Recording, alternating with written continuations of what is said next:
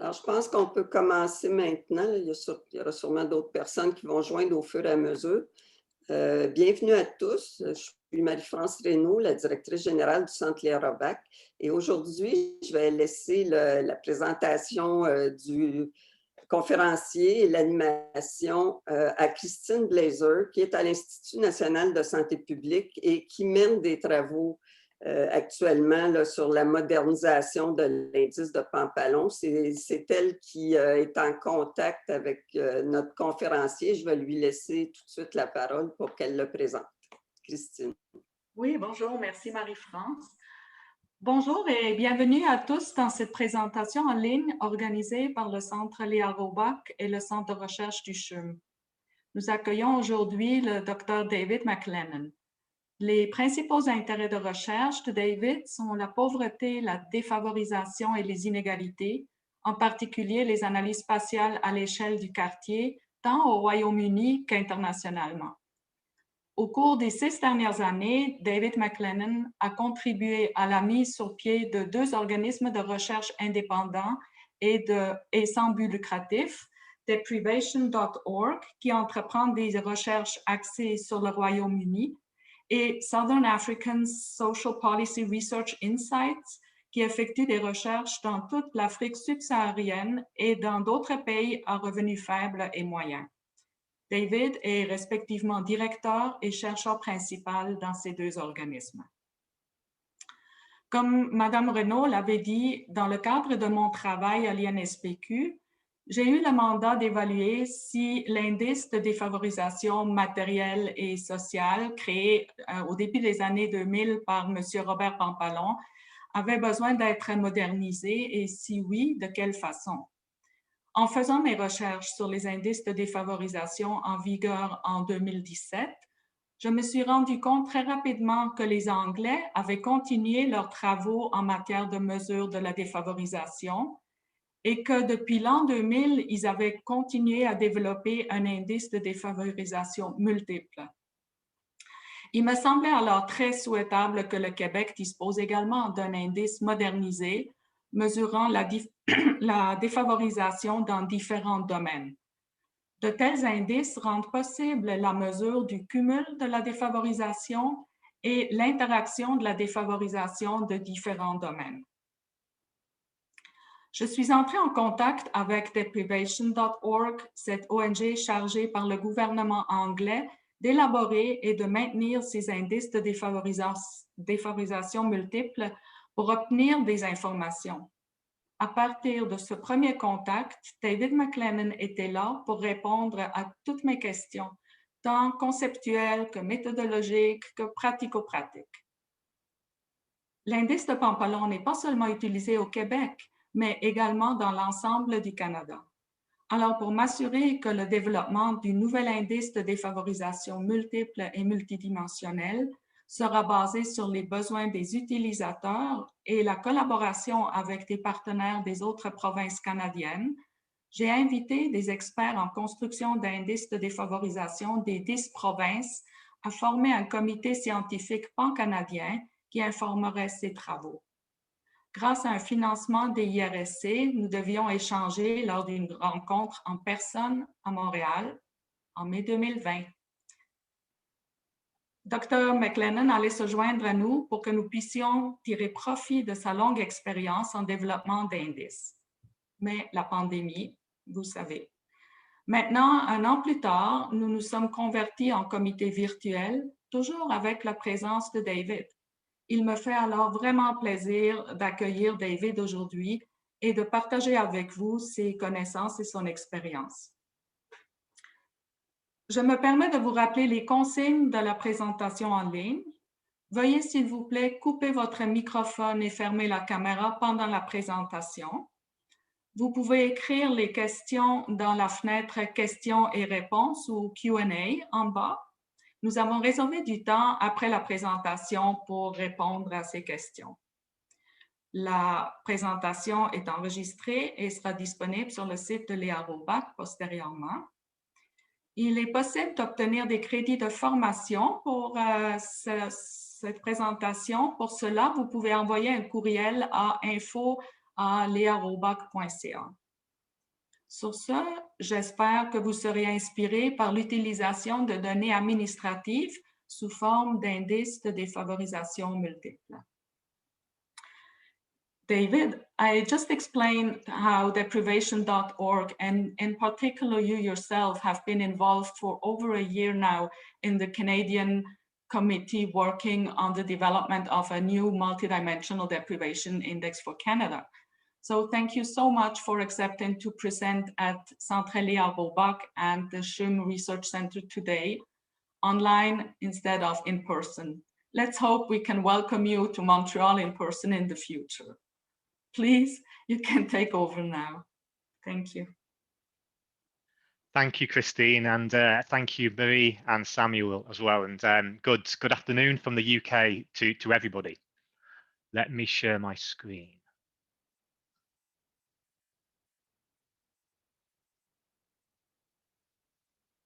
I hope that's clear. Christine, is that clear? Perfect. Thank you. Fantastic. Brilliant. So thank you again to Marie and Samuel from the Centre for asking me to contribute towards this seminar series today. Thank you to Christine for introducing me today. And of course, thank you, Christine, for inviting me to be part of your working group aiming to develop a multidimensional index for Canada, which I think is a really exciting research opportunity, which I'm really pleased to be able to contribute to. So today in the presentation, I'm going to be talking about the English Indices of Deprivation 2019. It's part of a suite of similar indices across the United Kingdom, but I'm going to be using the English indices today to illustrate the concepts, the methods, the results that are applicable across the different indices across the UK. So the English Indices of Deprivation are the government's official measure of multidimensional deprivation at a neighbourhood level. It's contracted and commissioned by the Ministry for Housing, Communities and Local Government. And as I mentioned, the English indices focuses on England, but the Welsh, Scottish and Northern Irish devolved administrations all have very similar indices of deprivation, which are their own official national measures of deprivation within their countries. Now, I've been working on indices of deprivation in the UK for about 2 decades now. Firstly, as part of a research centre based at Oxford University. And then more recently, about 5 years ago, my colleagues and I from Oxford left the university and set up our own independent, not-for-profit research organisation called deprivation.org. And as I'll talk through in the slides, the most recent indices of deprivation in England have been done through deprivation.org, whereas the earlier indices were actually through our Oxford Research Centre. The 29 index, the most recent index, was actually done collaboratively with a research organisation called Oxford Consultants for Social Inclusion, which is itself a university spin-out company out of our old Oxford University Research Centre. I'm going to be talking today, when I talk about the English indices of deprivation, as part of that, there is a multidimensional index of multiple deprivation, which is a composite summary measure. But that's arguably the main output. But actually, there's a suite of outputs, different domain indices, different indicators, which all have their own value in poverty and deprivation research. So in the presentation today, I'll give a brief overview of the concepts, the methods, and some brief headline results from the latest English indices. And I'll also give some examples of how the indices have been used in practice by governments, by academia, by charities, etc. Now, this project, this program of work is quite substantial. It's to produce an index of multiple deprivation, or the indices of deprivation. It's a team effort consisting of multiple team members, each with expertise in different dimensions of deprivation and different statistical methods. And it's the accumulation of many years of work, as I'll talk through in a moment. So it It is a big undertaking to do, but hopefully you'll appreciate that the outputs are hugely powerful. So to introduce the index of multiple deprivation, we define this as a relative measure of multiple deprivation expressed at small area level or neighborhood level and covering an entire country. And I'll unpack this a little bit as we work through the presentation today. And the primary purpose of a government commissioning this, or a research team building this, is to inform the distribution of financial resources to tackle the challenges of poverty and deprivation. Huge amounts of funding, billions of pounds, is distributed to deprived neighbourhoods and deprived geographical areas based upon the results of the English Index of Multiple Deprivation. This is money going from central government to local government, helping to target area-based interventions, feeding into government funding formulae, grant applications, a huge, vast and diverse array of uses. And I'll give some examples of some of these towards the end of the presentation. So now I'm going to show you, in a way, the endpoint. This is what we end up with after we have built an index. So, and we're going to then work back to show you. I will show you how we actually construct these data. So this is an example of the results of the final Index of Multiple Deprivation for England 2019, showing an area of inner London. And I could have chosen anywhere across England to show this, but I thought people, particularly overseas, may equate them more easily with inner London. You can see the River Thames running through the city. You can see the City of London. And then the dark black outline, you can see the boundaries of local government areas. So you've got Westminster and Camden and Islington. And then within there, you have the boundaries of the neighbourhoods. And it's the neighbourhoods in which we express the results for this multidimensional index. And as I'll come back to later, what we can do is we have neighbourhoods across the entire country, about 33,000 neighbourhoods across the country. And we can rank all those neighbourhoods from the least deprived in the country, which are the yellow ones, through to the most deprived in the country, these dark blue ones. Here we're showing a thematic colour coding scheme using national deciles. And you can see the fine grain of detail that these results provide. It enables us to see variation and inequality in levels of deprivation, both between these local authority districts, but also within the districts, i.e. between the neighbourhoods. You can see that some areas, let's say Camden and the northwest of the map here, has got a mixture, real mixture between some of the least deprived and some of the most deprived neighbourhoods in the country, sitting almost side by side. So how do we get to this point?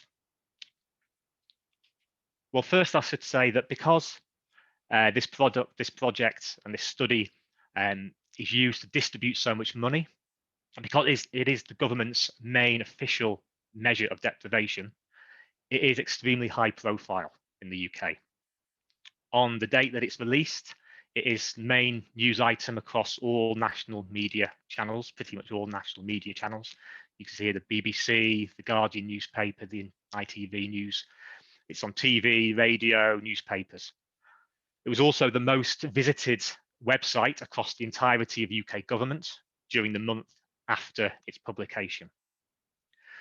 Now, this obviously emphasises the importance of this output for a wide range of users, but also it emphasises to us as the research team building it, the importance of quality assurance. And this is a central plank to the whole study. We have to be 100% certain that there are no errors in this because it is used for so much funding distribution. So before getting on to the detail of the current index, I thought it might be useful just to give a bit of historical context. And I like this map. This map's taken from Charles Booth's inquiry into the life and labour of people in London between 1886 and 1903. And in this, he essentially went across London mapping, subjectively, but mapping with his team, levels of deprivation and social poverty at a very detailed, fine-grained level. Now, I like this because in a way it sets the foundation for what comes. I mean, I wouldn't be so confident of using some of the descriptions and the labels, such as some streets labeled the lowest class, vicious or semi-criminal these days. But again, as an illustrative map of the importance and the potential power of poverty mapping, I think it's really quite fascinating. So if we fast forward to the 1960s and 1970s, there was a renewed interest in the UK in small area poverty and deprivation mapping. And there was a series of different indices, multidimensional indices, produced and published within the UK during the 70s and the 80s, and indeed into the early 1990s. Now, two key features of these early indices, and they were pioneering in their own right, but the two key features were that, firstly, they were primarily based upon census data.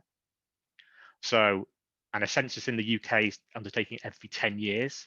So quite quickly, these indices became quite out of date.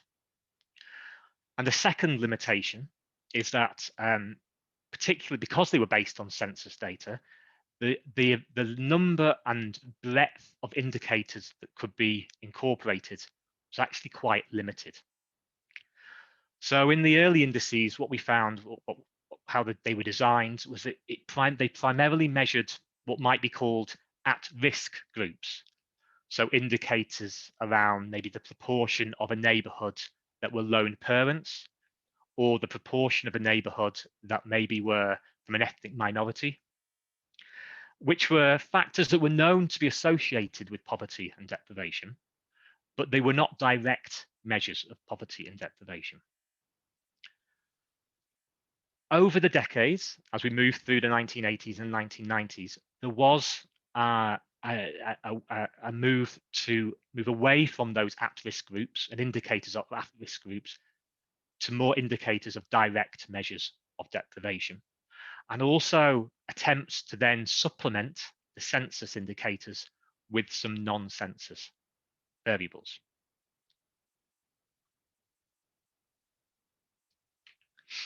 However, it's not until the English Index of Multiple Deprivation 2000 when we saw a real methodological overhaul, major methodological developments. And probably the three major developments that were introduced in the year 2000 were, firstly, a move away from census data, almost entirely away from census data, to focus rather on indicators based on administrative data. Secondly, an explicit focus on direct measures of deprivation and an explicit avoidance of at-risk groups. And thirdly, was the use and the development of an explicit model of multiple deprivation, where the weights of the indicators and the weights of the different dimensions of deprivation were explicitly stated and used as the basis of the index. In the earlier indices in the 1980s and 1990s, the weights between the indicators and the domains were in a way implicit. They were based upon the availability of data. So if you had more housing indicators were available from the census, then housing would inevitably end up with a greater weight. When we got to the year 2000, it was an explicit model where the weights were stated in advance and the indicators were constructed and combined appropriately. Now, the index in 2000 was actually led by my colleague, Michael Noble, Professor Michael Noble, who was leading the Oxford Research Centre that won the contract back in the late 90s for the 2000 index. I'm still a colleague of Michael now. Michael left the university around the same time as myself and has joined me in deprivation.org as a joint director there. And I myself joined the Oxford team back in the year 2002. So I'm coming up to 2 decades of work on English indices of deprivation. So across the UK, I mentioned that our team produced the index in 2000. We also then produced the equivalent indices for Wales, Northern Ireland, and Scotland. We have produced the indices in England in every iteration since that point. And we have supported the devolved administrations in building their own indices going forwards in-house within their own statistical agencies. Each of these indices is a snapshot at a point in time, the best possible measure of multiple deprivation at neighbourhood level that can be generated at that point in time. We've also done a child-specific index for England, and similar have been undertaken in Wales. And we have done an accompanying economic deprivation index for England, which I won't go into today. I should say, we also have a strand of work focused on low and middle income countries. And we have also actually produced an index of deprivation for South Africa and also for Namibia. I won't go into that today in the presentation, but happy to take questions on that maybe later. So as I mentioned, a key fundamental part of the model of multiple deprivation is that there's a clearly articulated theoretical framework. And this framework draws really heavily on Peter Townsend's seminal work around poverty and deprivation in the 70s, 80s, and beyond. And Peter Townsend defined people and households as deprived if they lack things such as the type of diet, clothing, housing, education, work, social conditions, or social activities that are customary in that country at that time. So we can see within that, Peter Townsend defined deprivation as multidimensional, in that it's not just income, poverty, and it's not just material items, it's broader than that, it's social items as well, and social factors. It's a relative concept. Deprivation is relative because we need to assess people's social standing at a point in time in the context of that country at that point in time. And deprivation is experienced by individuals. So a neighborhood is not deprived by itself, but people living in a neighborhood can be deprived, and concentrations of deprived people can live in neighborhoods. And we've taken this general conceptual framework from Peter Townsend and we've applied it to area level, neighborhood level deprivation measures. Again, that are multidimensional, that are relative, but again, respecting and reflecting the fact that when we're talking about deprived neighborhoods, we're actually talking about people, individuals who are living in those neighborhoods who are experiencing and suffering deprivation. So, having discussed with Christine prior to this presentation, I'm not going to go into a lot of detail about the methods and the technical detail. I will list some of the key sequential methodological stages, but I won't go into detail now. But again, very happy to take questions after the presentation. So firstly, when we're building an index of multiple deprivation, we need to identify the dimensions or the domains of deprivation which are important in a country at a point in time. We then need to measure each of those dimensions of deprivation or domains of deprivation using robust indicators at a small area or neighborhood level. Because we're working with small area level data, we need to accept that there may be some random volatility, random noise in the data due to small numbers. So we need to impose statistical techniques to deal with unacceptable standard error on each of the indicators. We need to combine the indicators into their respective domains of deprivation. And I use domains and dimensions interchangeably here. We need to standardize the domains by ranking, and then we need to transform them to enable a weighted combination. And finally, we need to select appropriate domain weights. I'm going through this quickly now, but I will talk through each of these very briefly on the next slide. So I appreciate this may not be very clear as it's quite small text, but what we can see here is a list of all the indicators that were included within the English Indices of Deprivation 2019. And we can see on the left-hand side, we can see how they are grouped into their constituent domains. And you can see that there are 7 domains in the index. There's income deprivation, employment deprivation, education, skills and training deprivation, health deprivation and disability, crime, barriers to housing and services, and living environment deprivation.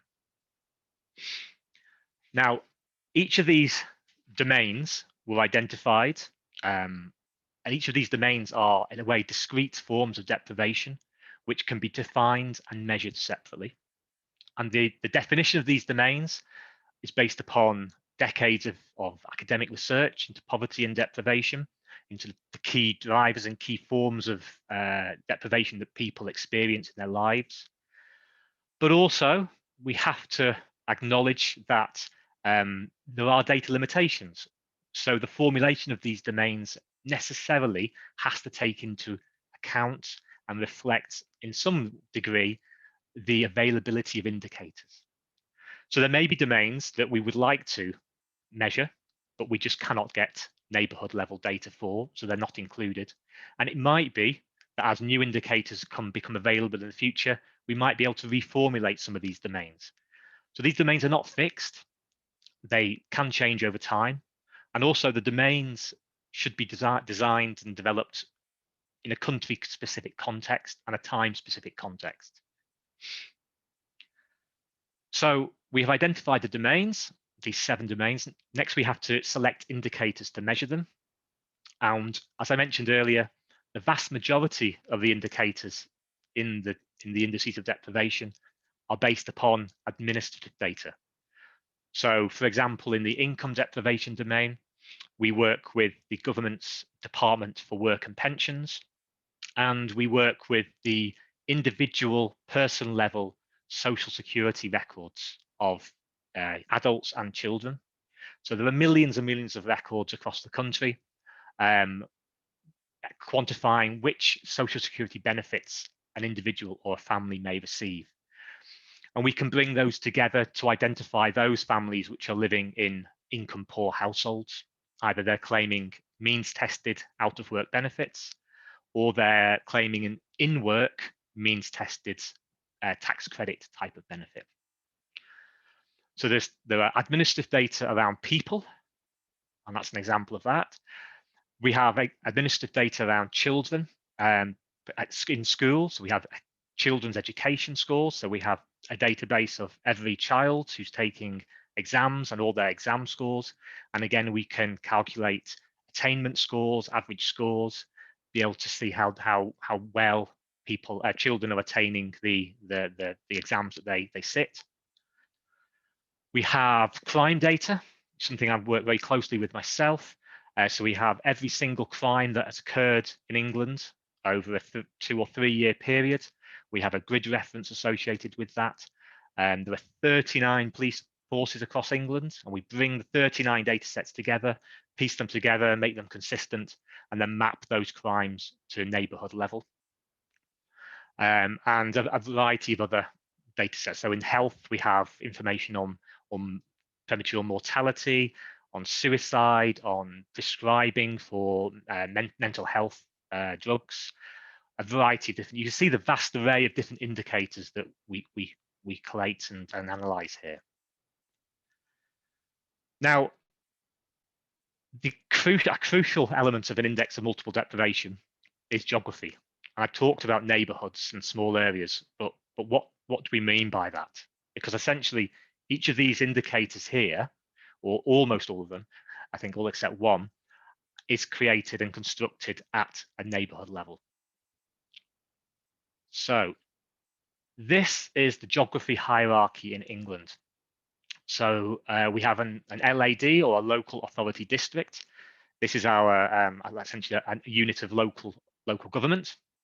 There are 317 of them across England at the moment, and an average population size of about 170,000 people. So this is too big. This is too large an area for an index of deprivation, because it's not going to pick up on the pockets of deprivation that exist.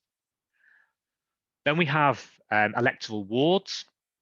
Now, until about 20 years ago, these were the best we had in terms of a small area, neighborhood level geography in England. However, wards suffer from one major problem, and that is they vary dramatically in population size. So some wards might have maybe 100 people or 200 people living within them. Other wards might have 30,000 people or 40,000 people living within them. And so when you start comparing wards on social indicators, you're not comparing areas on a like-for-like basis. So wards were good when were okay when we had to use them. But 20 years ago, the Office for National Statistics developed some new output geographies after the 2001 census. These are an output area, which is a smallest unit, of which there are 171,000 across the country, each with an average population of just over 300 people. Then we have a tier up, which is the lower layer super output area, an LSOA, and you'll hear about LSOAs more in this presentation.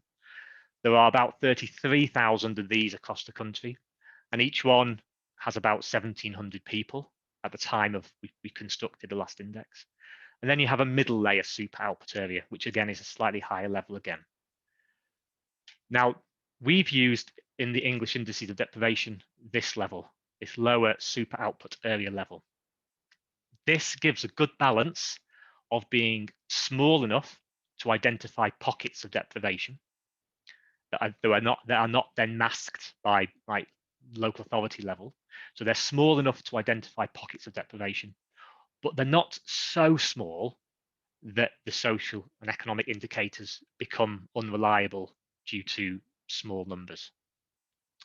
And if you think back to that map of London that I presented at the beginning, the neighbourhoods that were presented there, the small neighbourhoods, these are lower layer super output areas.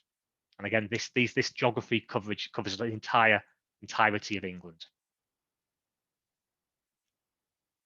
So with the exception of one local authority level indicator in the index, all the rest of these indicators are constructed at lower super output area level. So really fine-grained geographical level. Once we have constructed these indicators, we need to combine them together into their respective domains. So all the indicators that are part of the income deprivation domain are combined together to form an overall income deprivation score. Equivalently, all the indicators in the employment deprivation domain are combined together to form an employment deprivation score, and similarly for crime, etc. And we use the appropriate combination methodology depending on which domain we're looking at. So, for example, in the income deprivation domain, where many of these benefits are non-overlapping, the indicators are essentially additive. We end up with a single indicator, which is people who are in any of those categories. Whereas in crime, we combine the four indicators, the four crime rates, using maximum likelihood factor analysis. So the methodologies are tailored to the indicators and the domains in question appropriately. Because then each of those domains will be on a slightly different metric, we standardize them, and we standardize each of these domains by ranking the neighborhoods from least deprived to most deprived. So an income deprivation domain, we will rank the neighborhoods so we know which is the neighborhood with the lowest income deprivation rate in the country, all the way through to the neighborhood which has the highest income deprivation rate in the entire country.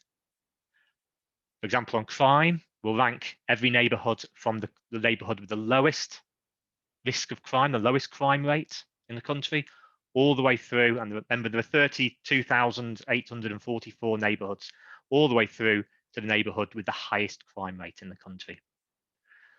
And what that does, we do that for all 7 domains, and that puts those domains on a standard metric. We can then combine these domains. Now, prior to combining them, we want to control for cancellation between the domains, and so we transform those domain ranks to exponential distributions, and that helps us to combine control for cancellation. And then what we do is we apply the domain weights. And you can see these domain weights here. Income and employment are given the highest weights, followed by health and education, and then crime barriers in living environment. And that forms the overall index of multiple deprivation. Now, I'm not going to go into the detail any more than that, but I will come back to that in questions because I want to show some results and then some uses of the index. So just again, to highlight that map again, you can see now how all those different indicators, about 40 different indicators, have all had a contribution to that final overall composite domain score and domain rank and overall index of multiple deprivation score and rank. Where we then take a step back and look across the whole country, we can see again, there was London we looked at a moment ago, and the concentrations of deprived areas there. Around Birmingham in the West Midlands, major urban area. Merseyside, the city of Liverpool and city region around Liverpool. Greater Manchester has concentrations of highly deprived neighbourhoods. The northeast around Middlesbrough and Newcastle. And again, also around kind of the post-industrial towns around Lancashire and Yorkshire, there are concentrations of highly deprived neighbourhoods. But also Blackpool, and I'll show you particularly in a moment a chart around Blackpool. Blackpool is a coastal resort town in a way, high seasonal unemployment, quite removed, geographically removed from the major economic centres. And so you'll see in a moment the results for Blackpool. So if we look briefly at some of the summary results, if we look at that most deprived 10% of areas nationally, that's the dark blue neighbourhoods on that thematic map. And we can look at the concentration of those within local authority districts. So if we take Middlesbrough, for example, there are 86 LSOA neighbourhoods across Middlesbrough as a whole. And of those, 42 of them are within the most deprived decile nationally. And that equates to almost half of the neighbourhoods in Liverpool and in Middlesbrough are in the most deprived decile nationally. So quite concentrated deprivation within these local authorities. If you then look at the most deprived 1% of areas nationally, the table changes slightly. And I want to focus particularly on Blackpool, which I mentioned a moment ago. So Blackpool has 94 LSOA neighbourhoods within it in total. And of those, 22, or almost a quarter, are in the most deprived 1% of areas nationally. So quite stark concentrations of deprivation at a spatial level within some of these geographical areas. I'm going to skip over that chart for the moment, but we could come back to that table. We can maybe come back to that in questions. I want to give some examples of the indices, of how the indices are used. Now you've seen the results, you've seen the methodology. I want to give some examples of how these indices are used by national government, local government, academia, and other organisations.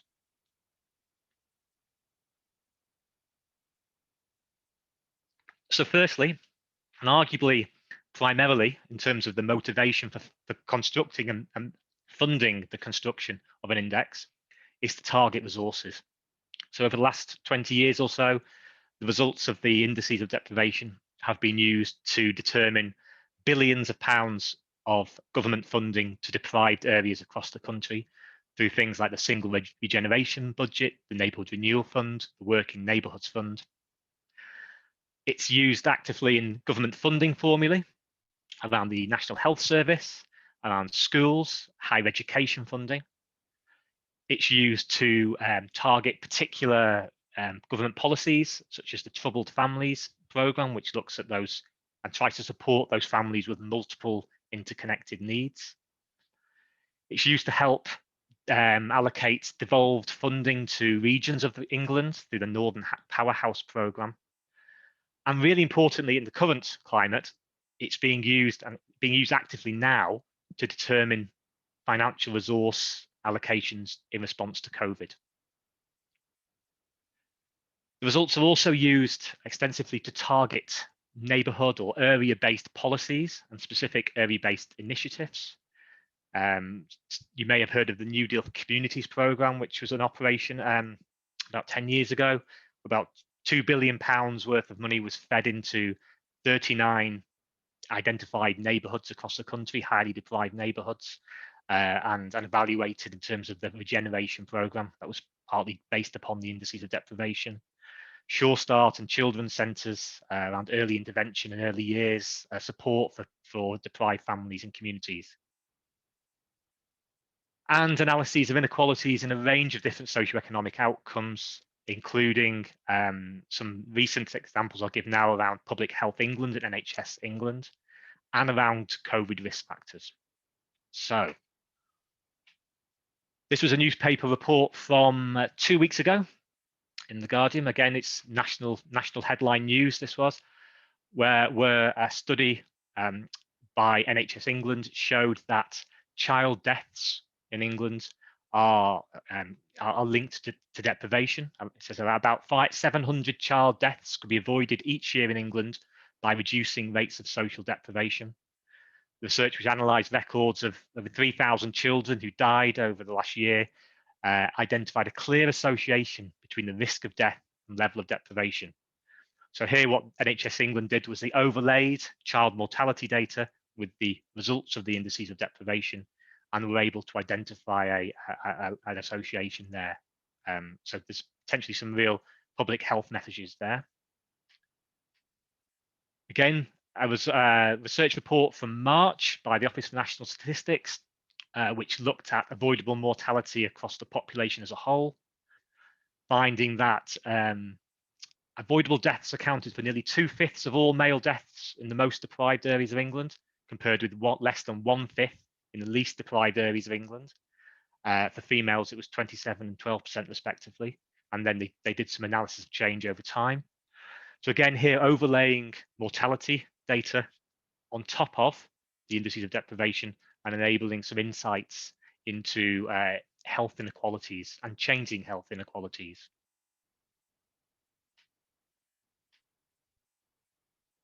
As well as being used by national government, the indices are used by a vast array of other organisations. It's used extensively across all spheres, apologies for the spelling mistake, of local governments. For example, in health and well-being, around strategic needs assessments. It's used in things like community safety strategies, such as informing local policing approaches. So I know that police forces use it to help them understand their communities and how best to police and engage with those communities at a local level. It's used extensively as a source of evidence when local organisations are applying for grant funding. So to demonstrate the level of need within a community, it's quite an authoritative source of evidence to show that a community is in need of support. And charities often use this again for similar measures, similar ways to identify the communities that maybe would be best served by services to support the most needy.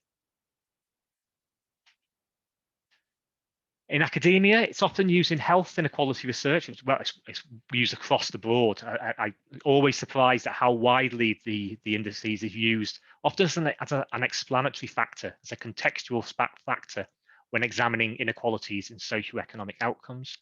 In terms of health, because in the UK, the administrative data on people's health episodes or health status do not contain any socioeconomic information about the individual, but they do contain people's postcodes, then what the researchers often do is they use the neighbourhood level deprivation indicator as a proxy for personal individual level deprivation.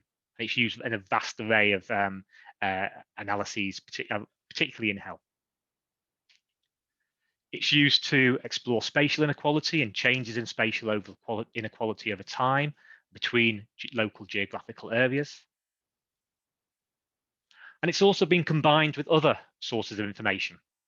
So, for example, our colleagues at Oxford Consultants for Social Inclusion have developed what they term a community needs index, where they've looked at neighbourhoods which are both multiply deprived on the index of deprivation, but also maybe are lacking in other factors, maybe like lacking in green space or lacking in other community elements of community assets, let's say.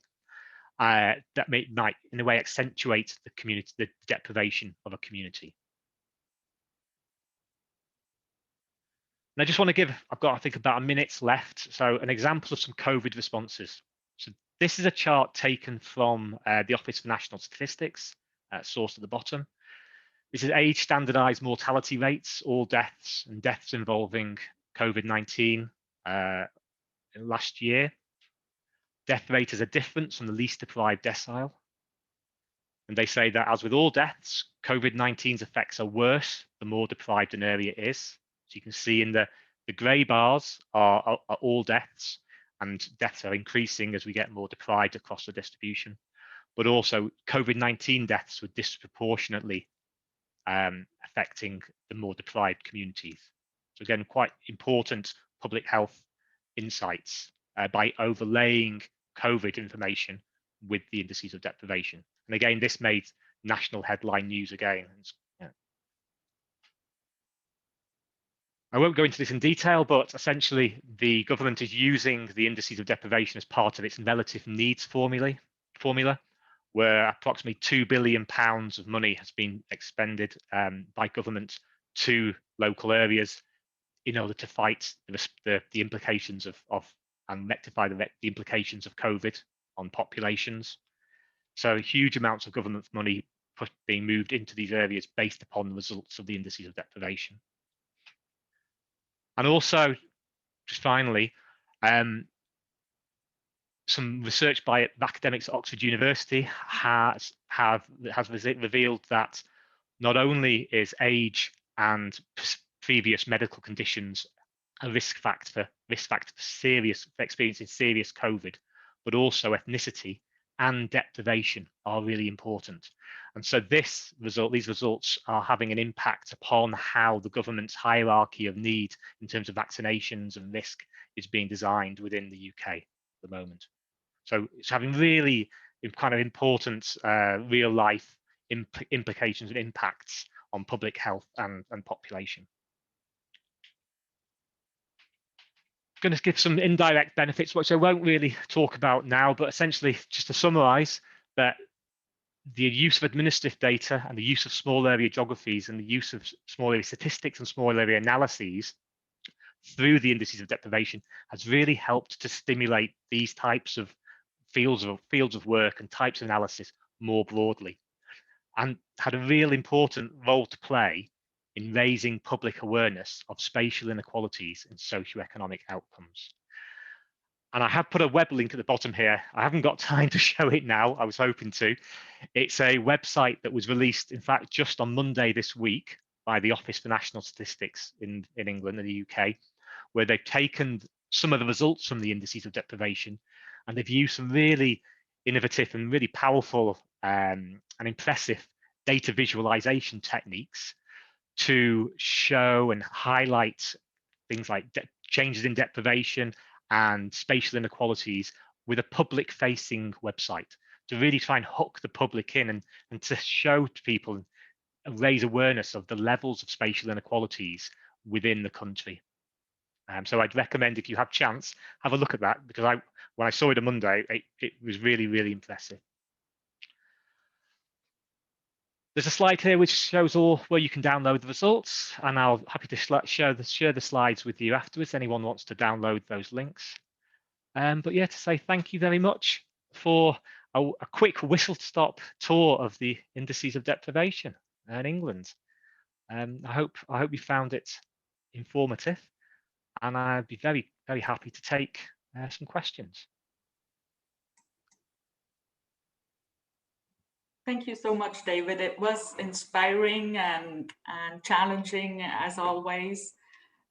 Always good to hear what all the work that's going on in England. So there is a first question about the use of the IMD to look at inequalities in death rate, disease prevalence, or other outcomes, if those are already included in the dimension, in the health dimension, in the index. Could this bias the results? Yes, and very good point. So I was not involved in the analyses of the overlaying the death rates on top of the indices of deprivation, but you're right. There is going to be an element of circularity there. What we do say, and to academics who sometimes come with a specific inquiry as to how to deal with that, is that of course, there's the index of multiple deprivation is one output, but as I mentioned at the beginning, it's a suite of outputs, it's a package of outputs. So each of those domains, those 7 domains, is released in addition. So what we say to like maybe a health researcher is that if you're interested in correlating health outcomes, associating health outcomes with deprivation, maybe take the other 6 domains, exclude health, take the other 6 domains, reweight them, and create your own version of the index of multiple deprivation for that purpose. I don't believe that has been done in the examples I showed here. So there will be an element of circularity, but if you think about all those different indicators and the weightings of those indicators, if you take any one domain out, it won't change the overall pattern greatly because there is correlation, quite strong correlation between the domains. But it is a good methodological point to raise and to be aware of. Mm-hmm. The next question is about the impact of COVID on updating such an index, since many indicators have been temporarily affected and by the pandemic and the mitigation measures. So should we wait for a more standard year when we are back to normal to develop such indices in Canada? It's not going to happen this year in Canada, I don't think so. But what will you do in England? It's really interesting. So in England, there's no fixed schedule for updating it. It's really done on I think it's a government decision, and I think it's based partly on need, on when funding formulas are coming up for renewal, and also maybe on resources for research. But they're done in England. It's been every 3, 4, or 5 years over the last 2 decades. But you're right. And I'm working at the moment actually very closely with police data. And what we saw during the pandemic, particularly the first year of the pandemic, is that the type of crimes that were happening with, both crime levels were very different to before the pandemic, but also the type of crimes that were happening were very different to the pandemic. And so it's a very good point in that you need to think about what does it mean in terms of a pandemic year. But there is also some benefit to using, and some of these indicators we do use rolling averages for maybe 2 years or 3 years or 4 years and combine them together, particularly for things like health outcomes where some of these events are quite rare. We will use averages. So my recommendation is that it's push on if you can now, but if you can design a product and design the infrastructure so that it can be routinely and regularly updated, then you're ready then to feed in the next year of data when it comes. And the thing is, we don't really know what the new normal will be like. In terms of the crime data, we don't really know whether the crime composition, crime levels are going to go back to their pre-COVID levels or not. So it's an interesting and a challenging time. Yeah, thank you. Lise Gauvin writes, thank you for this wonderful presentation, which was indeed inspiring. She is wondering how strongly the different dimensions of the IMD are correlated and whether these associations vary across regions of England. So I don't have the figures to hand in terms of a correlation matrix, but they are positively correlated. For example, income and employment are quite highly correlated. And in fact, they're all relatively highly correlated, in fact. And we did a piece of work, an ex-colleague did a piece of work around the weightings, because obviously we've got those weightings where income and employment are given the highest weights, and then health and education. And as part of that, he did some empirical work to see, well, what would happen if you changed the weights? What would happen to the overall distribution? And actually not much did happen to the overall distribution because the domains are quite highly correlated. Does the correlation vary spatially, regionally across England? Really good question, and I have never looked at that, and I don't know whether anyone has, but it's really interesting. It's something I should have a look at. I don't know, but really good question. There are more questions about the weights. One is which method was used to weight the indicators to obtain the deprivation index, and the other one is how were the weights obtained? Yeah. Okay, so there's weighting of indicators within their respective domains.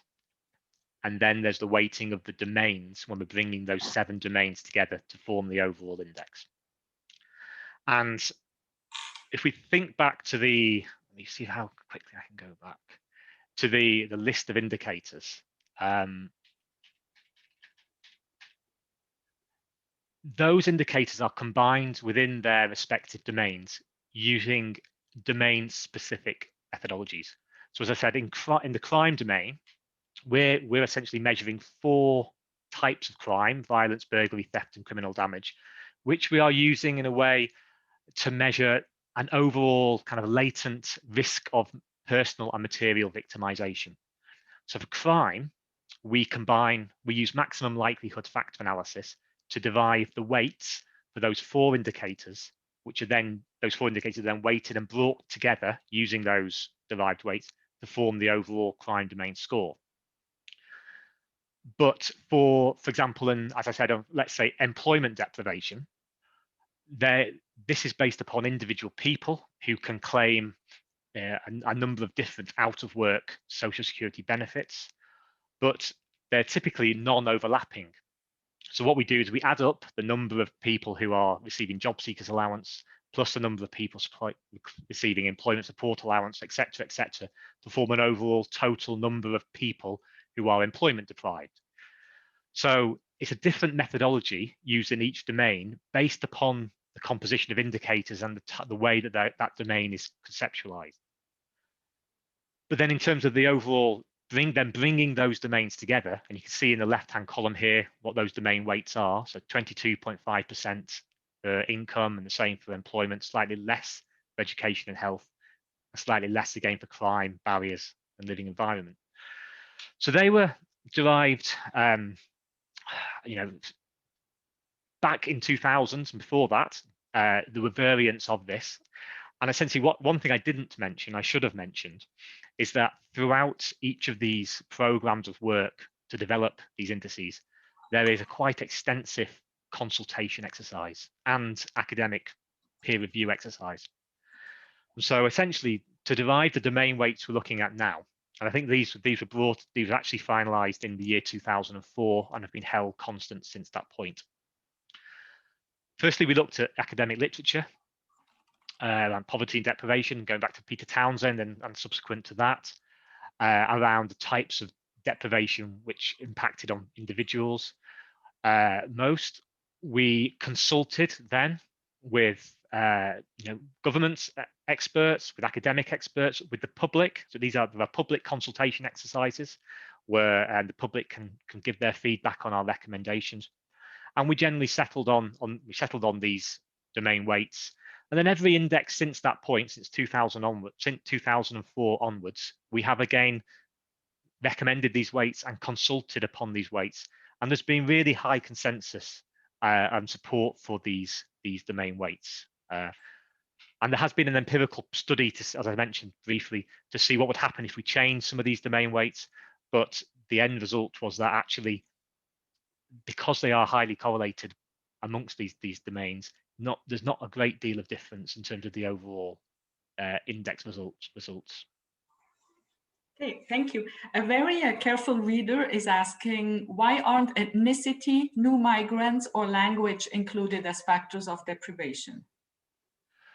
So language is now included in deprivation. I don't know whether you can see my cursor, but we have in the education, skills, and training deprivation domain, the proportion of adults, well, mainly the proportion of adults with no or low qualifications of essentially working age or a subset of that, but also adults who cannot speak English or cannot speak English well. And that in a way is included as it's in conjunction with the no or low qualifications, again as an indicator of education deprivation and the implications that would have for subsequent labour market engagement and income generation. The question about ethnicity, for example, goes back to the point I made about the early indices in the 1970s and 1980s in the UK, whereby the indicators were primarily of at-risk populations. So people maybe from the new Commonwealth or lone mothers. Now, although we know that those kind of social characteristics may be associated with being deprived, they're not direct measures of deprivation. You know, a person, if you take a person, let's say an Asian, British Asian person, or let's say a Pakistani family or Bangladeshi family, being Bangladeshi is not a form of deprivation. You know, in a general sense, the Bangladeshi population may indeed be more at risk of deprivation, but simply being an ethnic minority is not in itself a measure of deprivation. And so we've very carefully avoided those kind of like vulnerability or at-risk type indicators in our index. Okay, thank you very much. It's 11 now. I think people have to leave and we need to conclude. So thank you very much for your presentation. As you can see, people are very interested here, and I think that such an index would be useful for Quebec and for Canada as a whole. So I'll switch back to French now. Donc, au nom du Centre Léa-Roback et du Centre de Recherche du CHUM, je vous remercie d'avoir assisté à cette présentation. Son enregistrement sera bientôt disponible sur le site web du Centre Léa-Roback. N'oubliez pas d'envoyer un courriel à info@learoback.ca pour obtenir des crédits de formation. Il y aura un formulaire d'évaluation à remplir. D'autres présentations sont à venir et vous allez recevoir des invitations par courriel. Donc, je tiens à remercier Madame Renaud pour avoir facilité cette présentation. Déjà, il y a un an, elle était intéressée à recevoir David McLennan pour faire une présentation. Je suis contente que ça ait marché à distance. Et donc, voilà ce qui conclut cette rencontre. Comme David l'a dit, si vous avez des questions, il est toujours disponible pour répondre. Vous pouvez soit me les envoyer à moi, soit directement à lui. Et puis, on va rester en contact. Donc, au revoir et merci. À bientôt.